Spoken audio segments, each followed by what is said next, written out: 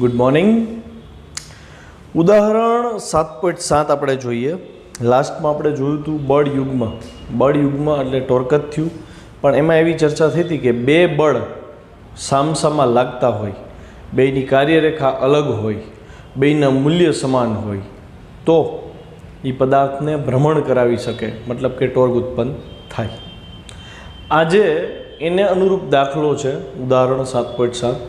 એમાં તમને એમ કીધું છે કે સાબિત કરો કે જ્યારે બળ યુગ્મ લાગે ત્યારે સંદર્ભ બિંદુની ચર્ચા ન કરો તો પણ ચાલે.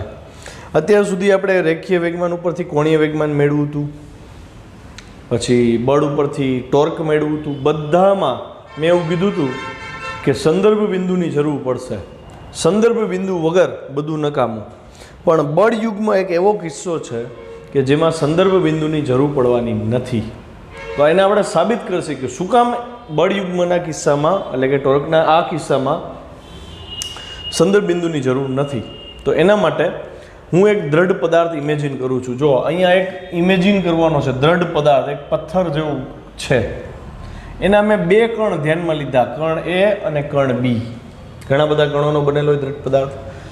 દ્રઢ પદાર્થની અંદર કોઈ એક બિંદુએ મેં સંદર્ભ બિંદુ તરીકે ઓ લઈ લીધું. આપણને એવું સાબિત કરવાનું કીધું છે કે અહીંયા જે ટોર્ક જનરેટ થશે, જે બળ યુગ્મ આવશે એને ઓ આયરે કાંઈ લેવા દેવા નથી. એટલે જ મેં ઓને લીધું અને આપણે સાબિત કરશે કે હા ઓ સાથે કાંઈ લેવા દેવા નથી. તો ઉગમ બિંદુની સાપેક્ષે આને અનુલક્ષીને એનો સ્થાન સદિશ મેં દર્શાવી દીધો R1, બીનો સ્થાન સદિશ દર્શાવી દીધો R2. બે બિંદુ લેવા જ પડે. બળ યુગ્મ માટે બે બિંદુ અનિવાર્ય છે. બે બિંદુઓએ સમાન બળ દેવા પડશે અને બળ પરસ્પર વિરુદ્ધ દિશાના હોવા જોઈએ અને બેની કાર્યરેખા એક નો થવી જોઈએ. કાર્યરેખા તો સમજી ગયા. તો મેં જો એ બિંદુ અને બી બિંદુએ રેડ લાઇનથી એક બળ આમ લીધું તો આ બાજુના બળને મેં ધન લીધું, તો આનાથી ઓપોઝિટ ડિરેક્શનના બળને મેં -F લીધું. આની કાર્યરેખા આવી રીતે પાસ થાય છે, આની કાર્યરેખા આમ પાસ થાય છે. બેની કાર્યરેખા અલગ છે, બેના મૂલ્ય પણ સરખા છે અને દિશા પરસ્પર વિરુદ્ધ છે. એટલે આખો જે પથ્થર હતો આવી રીતે પથ્થર પડ્યો હતો તો એને આ બળ આમ આવ્યું, આ બળ આમ આવ્યું, એટલે એનું ભ્રમણ આવી રીતે થશે, ચાકગતિ થશે. મારે એ સાબિત કરવાનું છે કે જે ચાકગતિ થાય, જે પરિણામી ટોર્ક મળે છે એ ટોર્કને આની એરે કાંઈ લેવા દેવા નથી. કેમ કરવું? જો પહેલાં આકૃતિનું વર્ણન સમજવું પડશે. બરાબર? આકૃતિમાં દર્શાવ્યા પ્રમાણે ધારો કે એક બળયુગ્મ દ્રઢ પદાર્થ પર લાગુ પાડેલું છે. આ બળયુગ્મ લાગુ પાડી દીધું. બિંદુ બી પર F બળ લગાડ્યું, બિંદુ એ પર -F બળ લગાડવાનું છે. આ વર્ણન તમારે કરતાં શીખવું જ પડે. ઉગમ બિંદુ સાપેક્ષે એ અને બીના સ્થાન સદિશ દર્શાવી દીધા. એનો સ્થાન સદિશ R1, બીનો સ્થાન સદિશ R2. હવે જોજો, જે લાસ્ટ લેક્ચરમાં આપણે શીખ્યા ને ટોર્કની દિશા નક્કી કરવાની, મારે એ બિંદુ પાસે જોજો આ એ બિંદુ છે, ત્યાં મારે ટોર્કની દિશા નક્કી કરવી. તો બળની દિશા તો આમ હતી -F કરીને, હા કે ના? અને સદિશ જો આમ જાય છે તો R1 ને ઉપાડીને અહીંયા રાખવું પડે ને, કેમ કે ટોર્ક શોધવા માટે R1 અને F1 એક જ ઉદ્ભવ બિંદુથી એક જ ટેલ ઉપરથી દોરવા પડે. એટલે R1 જે આમ જાય છે એ હું અહીં દર્શાવી દઉં છું. પ્રયત્ન એવો કરું કે આને પેરેલલ આવે, ન આવે તો તમારે તો ફૂલ સ્કેપમાં ડ્રો કરો તો આને આ પેરેલલ રાખવો. આવું થયું, સમજો પડી? આ આપણા માટે R1 થયો. તમારે એ પર લાગતા ટોર્કની ચર્ચા કરવી છે. આ તો હું ખાલી સમજૂતી માટે જ આપું છું. એ પર લાગતું ટોર્ક જતું હોય તો જમણા હાથના સ્ક્રૂને એ પર ગોઠવવાનો. R×F એટલે સ્ક્રૂનું ભ્રમણ આમ થશે, આવી રીતે. તો આને કેવું ભ્રમણ કહેવાય? વિષમ ઘડી થયું. એટલે આ ટોર્ક કઈ દિશામાં થયું? વિષમ ઘડી દિશામાં. સમજણ પડી? ખ્યાલ આવ્યો? આ ટોર્ક વિષમ ઘડી દિશામાં છે. અથવા તમે એમ કહી શકો કે એનું ટોર્ક જે છે એ બહાર આવે છે.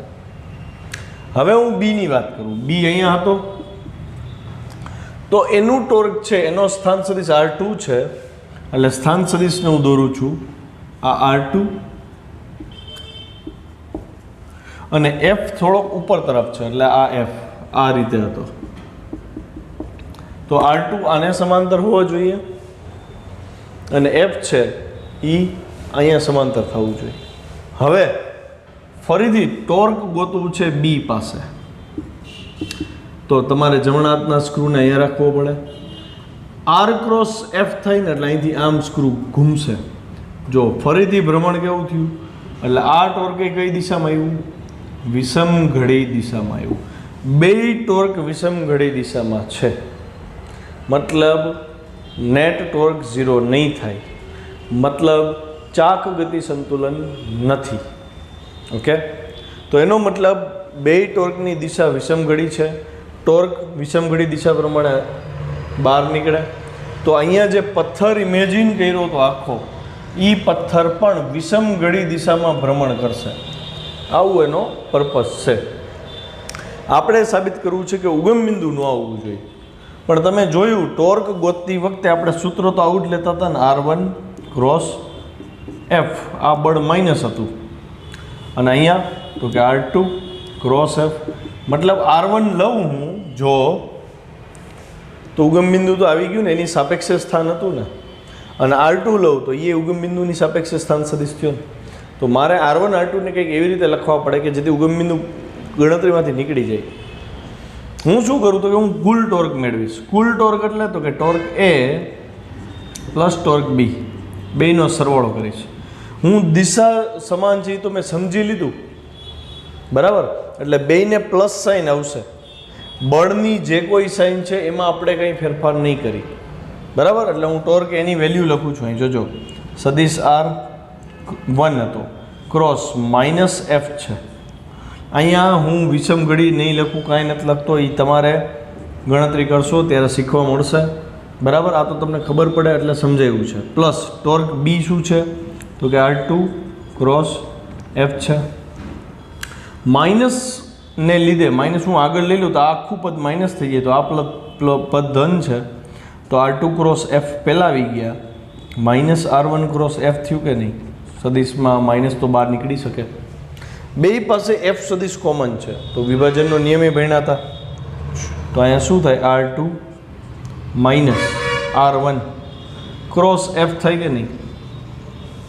છોકરાઓ, R2 માઇનસ R1 ને તો સ્થાનાંતર સદિશ કહેવાય કે નહીં? તો સ્થાનાંતર કોની ઉપર આધાર રાખે? પ્રારંભિક સ્થાન, અંતિમ સ્થાન ઉપર. તો R2 માઇનસ R1 મારે આ ડાયાગ્રામમાં જોઈ છે, તો સદિશ R2 માંથી R1 ને બાદ કરવો છે, તો મારે આ સદિશને માઇનસ R1 બનાવવો હોય તો એનું હેડ જે આ તરફ હતું એ હેડ અહીંયા આવી જાય. જો માઇનસ R1 હવે બની ગયો, આ સમજૂતી માટે છો, મનમાં વિચારવાનું, પરીક્ષામાં દર્શાવવાનું નથી. માઇનસ R1 થયો આ તરફ, એના હેડ ઉપર આવ્યું R2, તો પહેલો સદિશ છે એનું પૂછ, બીજા સદિશનું હેડ, એ બેને જોડી દો. તો આ જે સદિશ બન્યો એ શું બન્યો? R2 માઇનસ R1 બન્યો કે નહીં?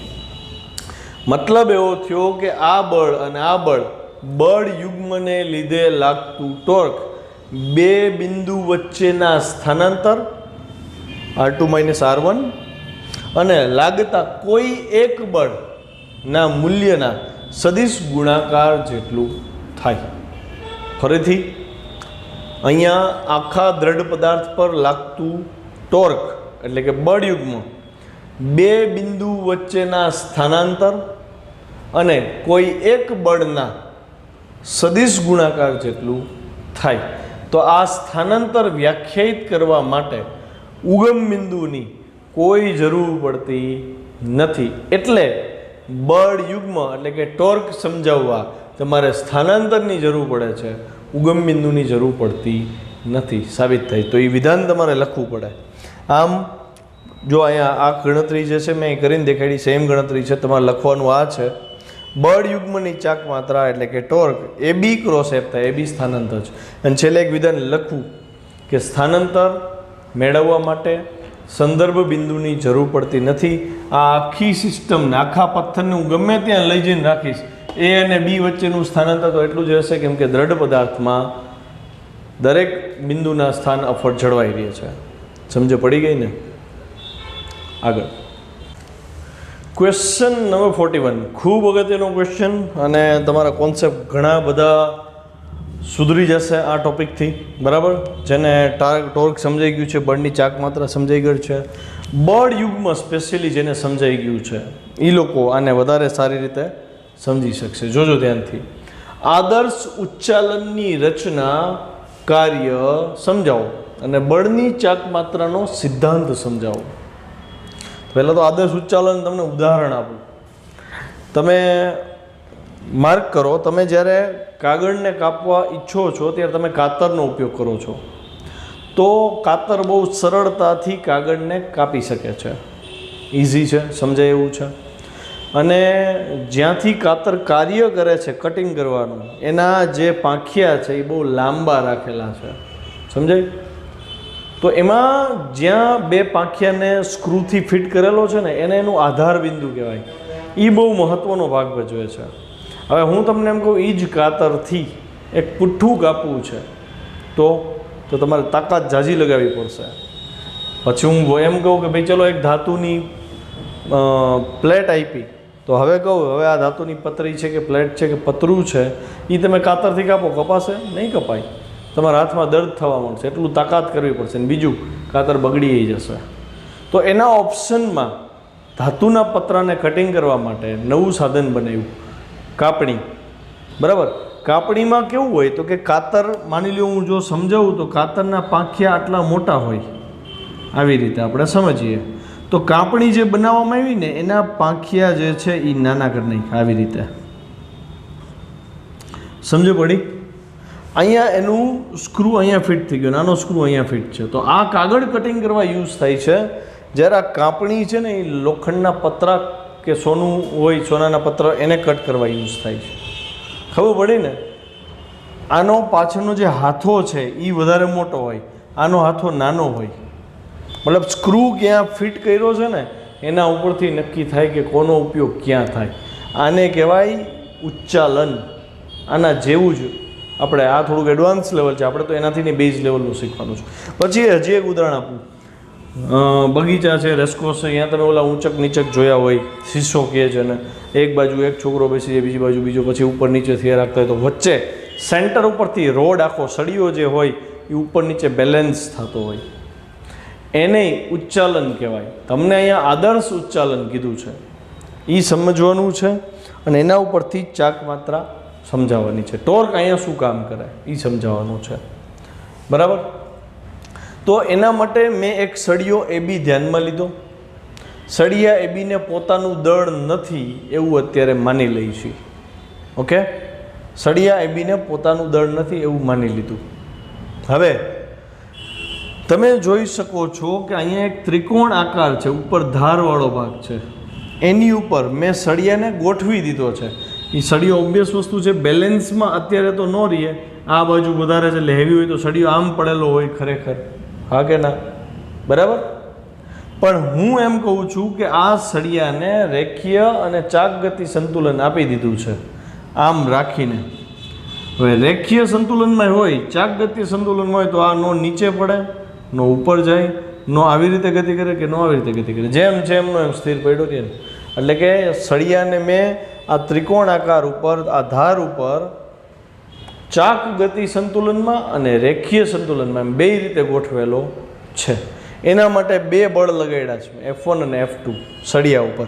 અહીંથી સળિયા ઉપર F1 બળ લાગે છે, અહીંથી સળિયા પર F2 બળ લાગે. તો આપણને એમ થાય ને કે ભાઈ આ બે બળ લાગે નીચે, તો સળિયો નીચે આવવો જોઈએ ને. પણ આ વચ્ચે ત્રિકોણ મૂકી દીધો છે, અહીંયા જમીન છે. તો આ ત્રિકોણનો અણીદાર છેડો સળિયાને ઉપર તરફ એક બળ લગાડે છે.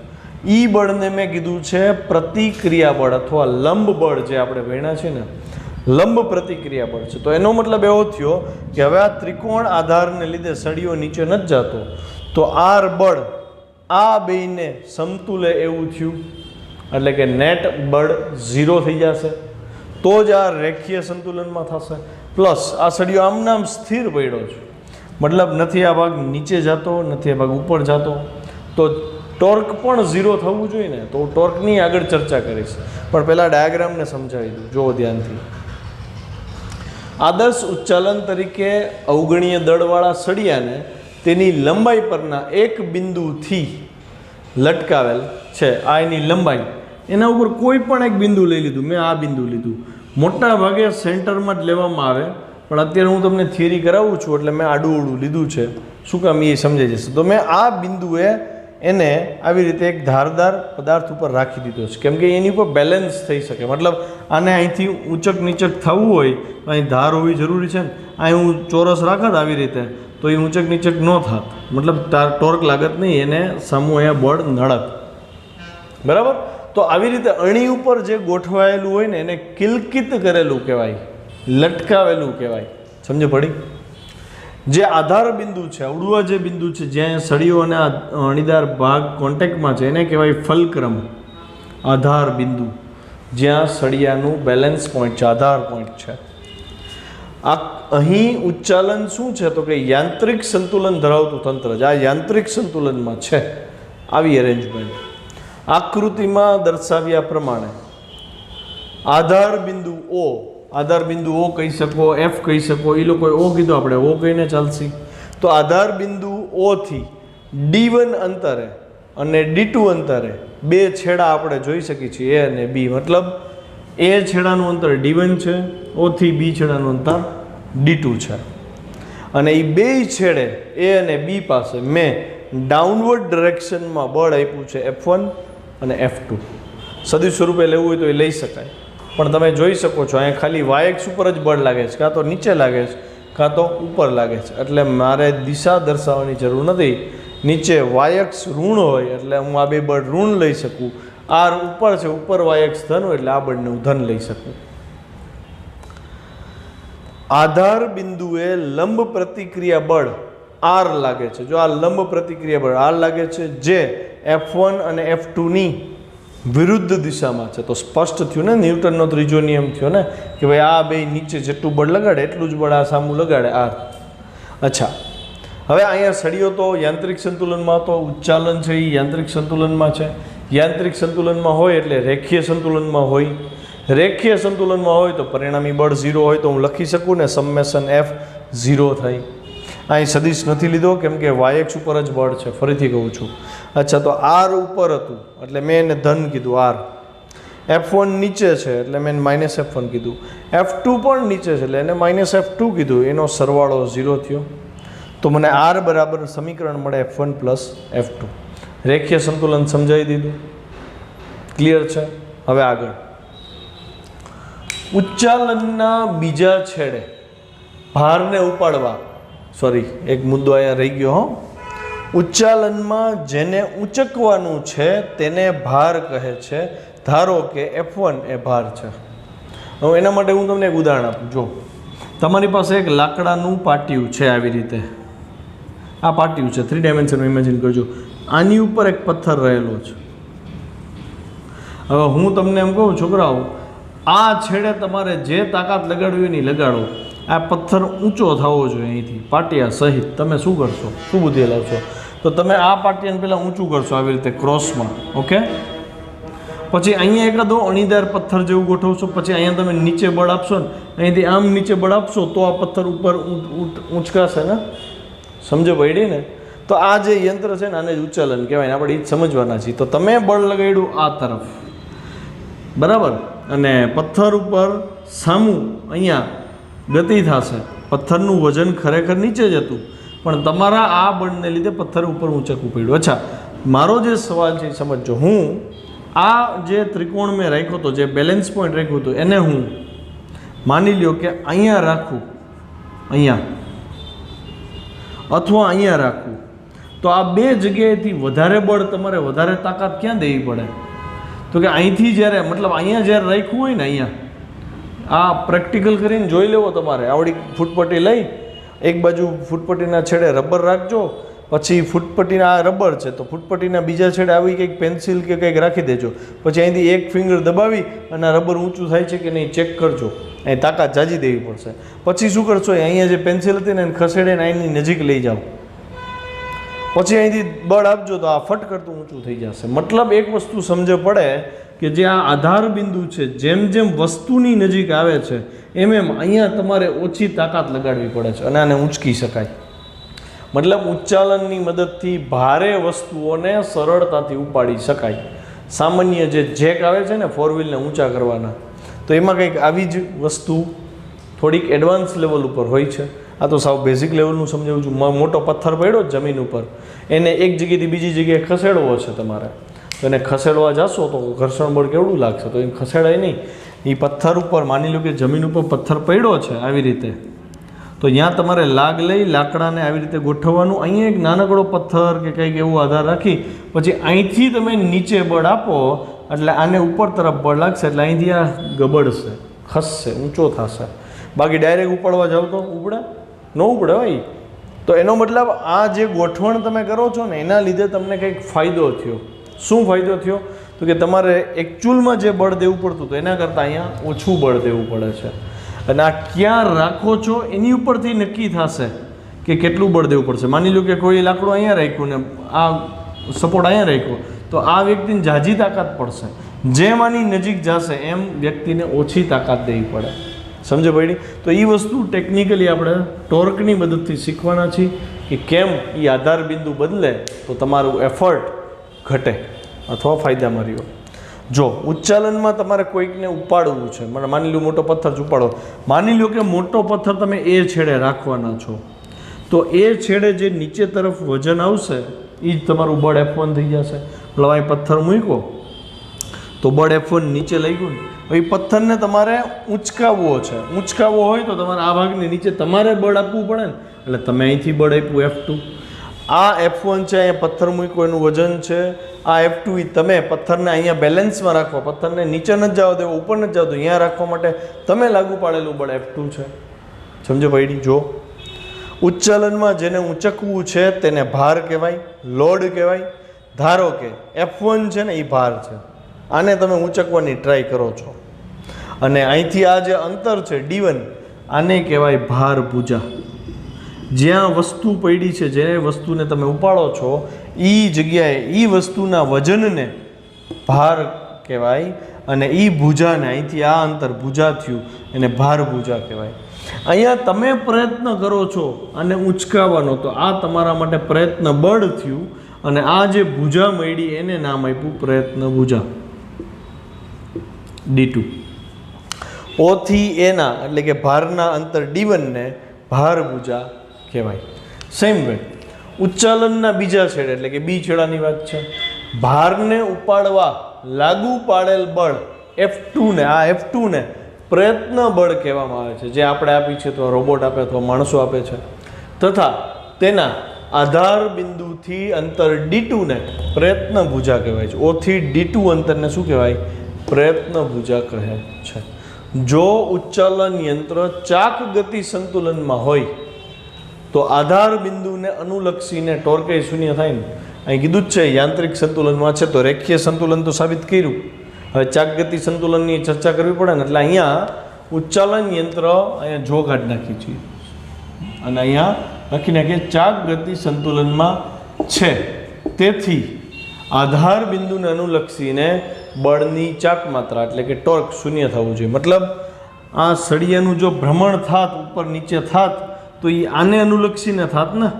અહીંથી સળિયો આવી રીતે થઈ શકત, આ બિંદુએથી છૂટો પડત ન પડત.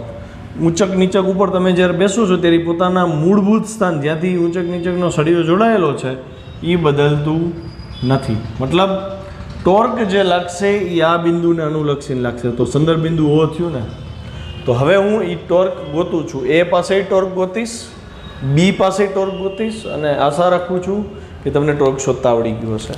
તો A પાસે ટોર્કને ટો A કહી દીધું. તો ટો A કેમ મળે? જોજો ધ્યાનથી.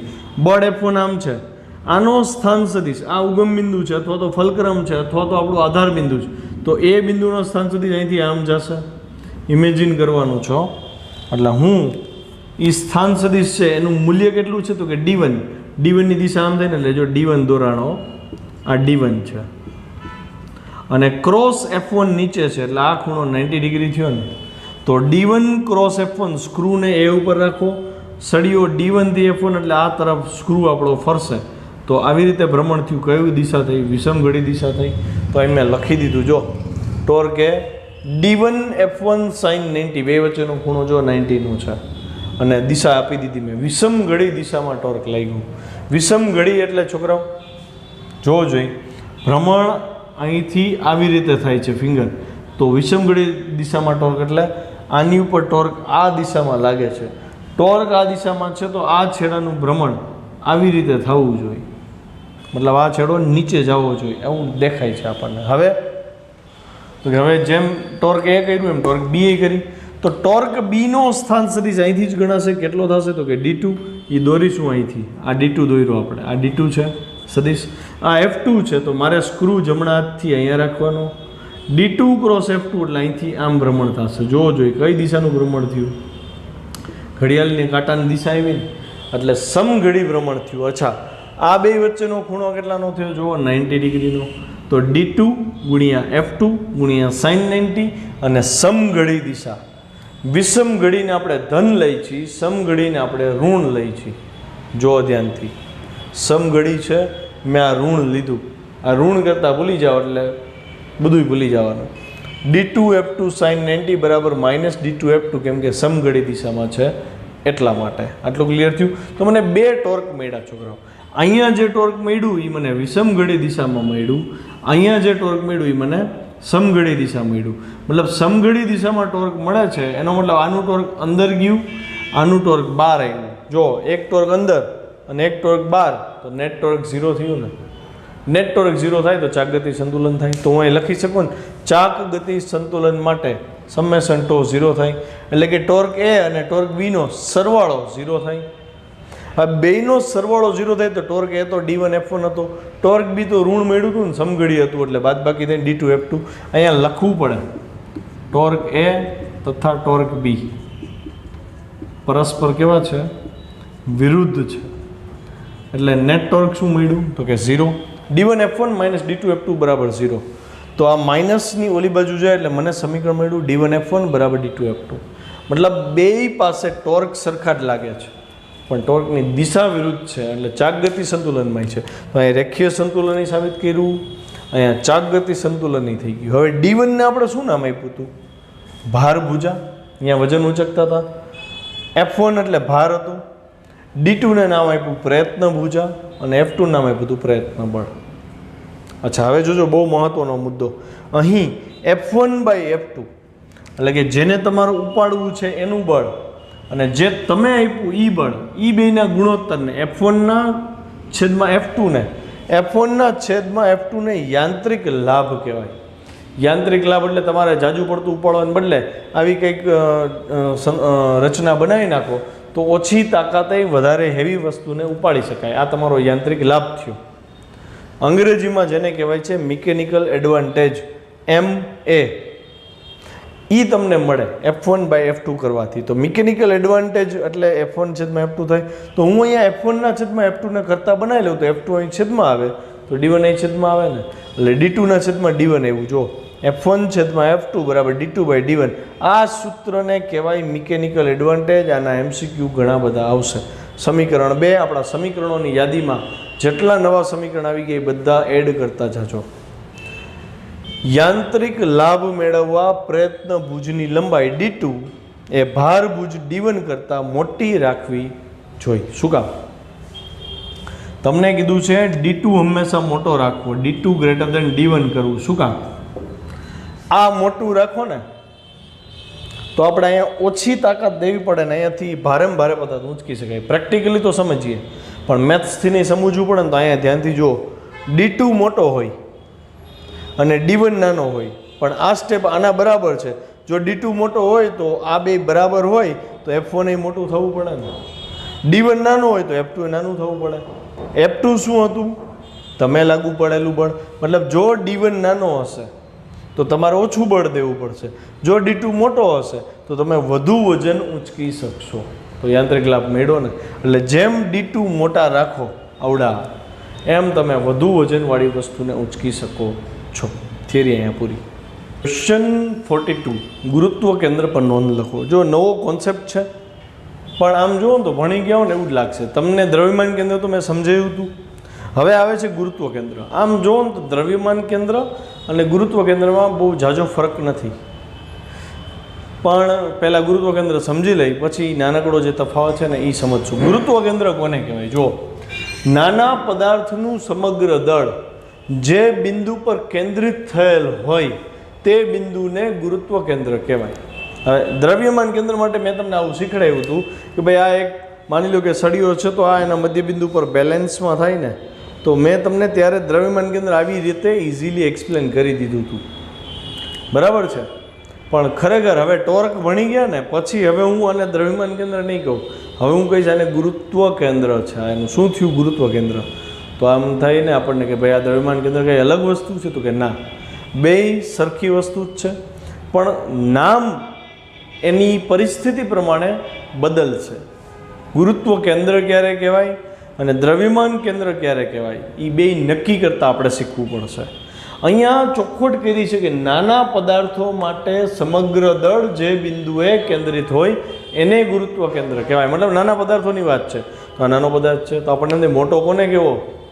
એની તો કોઈ લિમિટ હોતી નથી ને, તો એને આપણે સમજશું. અચ્છા, બીજું ઉદાહરણ આપ્યું છે કે અનિયમિત આકારનું એક પુઠ્ઠું લઈ લ્યો. માની લ્યો કે હું અહીંયા ટેક્સ્ટબુક લઈ લઉં છું, તો એક અનિયમિત આકારનું પુઠ્ઠું છે. તમારે એક બિંદુ એવું ગોતવાનું છે કે જ્યાં આ પુઠ્ઠું બેલેન્સમાં રહીએ. તો મેં આ બિંદુ મેં કરાવ્યું હતું ને એને મેં દ્રવ્યમાન કેન્દ્ર કહેવડાવ્યું હતું. આ બિંદુને આ લોકો કહે છે ગુરુત્વ કેન્દ્ર કહેવાય.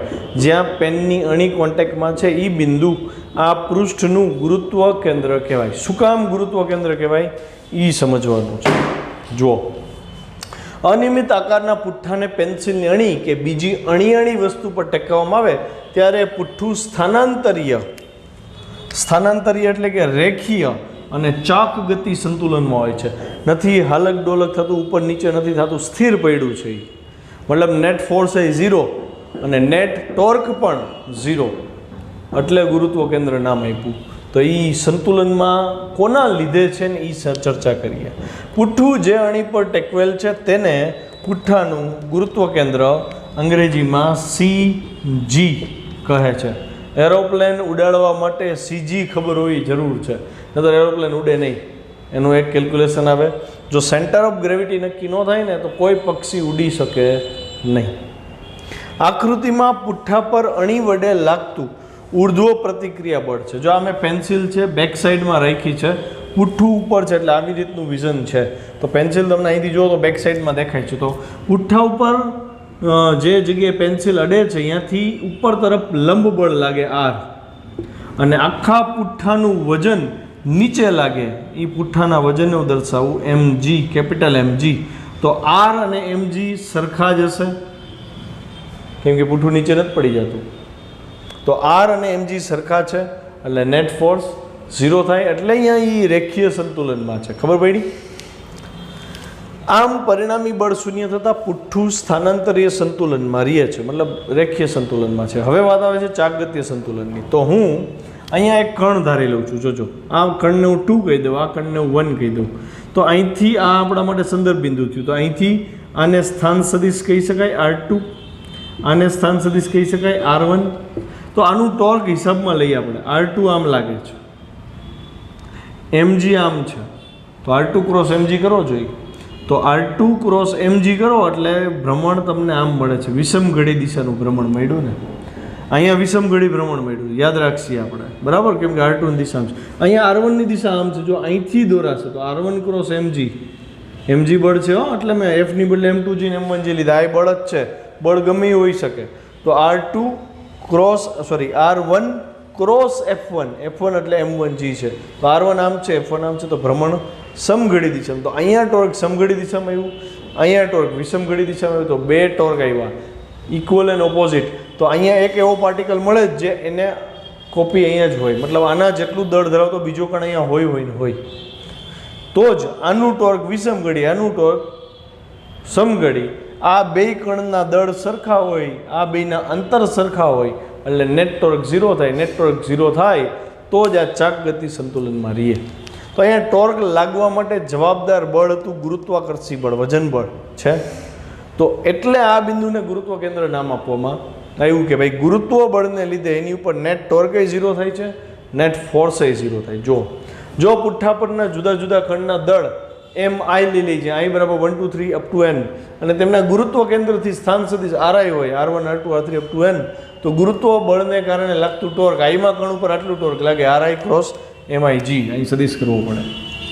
અચ્છા, તો ગુરુત્વ કેન્દ્રને અનુલક્ષીને કુલ ટોર્ક, ગુરુત્વાકર્ષી ટોર્ક 0 થાય, એટલે torque of gravitational due to gravitational force એ સમેશન ટો આઈ બરાબર 0, માટે આના બરાબર 0, 0 બરાબર summation r i cross m i g, એટલે કે ચાપ ગતિ સંતુલનમાં. તો ગુરુત્વ કેન્દ્ર એવું બિંદુ છે જ્યાં નાનો પદાર્થ રેખીય સંતુલનમાં છે અને ચાક ગતિ સંતુલનમાં પણ છે. ક્વેશ્ચન નંબર 43 છે, એ હું તમને એમને મૌખિક કરાવી દઉં છું, તમારે પીડીએફમાંથી વાંચીને તૈયાર કરવાનું છે. એમાં કંઈ ન સમજાય તો તમે મને પર્સનલી ફોન કરી શકો છો. ક્વેશ્ચન 43 એમ કહે છે કે દ્રવ્યમાન કેન્દ્ર અને ગુરુત્વ કેન્દ્રનો તફાવત સમજાવો. તો આનો એક મેજર તફાવત છે ને એ સમજાવી દઉં છું તમને.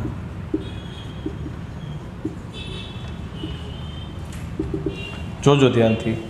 દ્રવ્યમાન કેન્દ્ર ક્યારે કહેવાય? જ્યાં બેલેન્સ પોઈન્ટ હોય, જ્યાં બધું દળ કેન્દ્રિત થાય.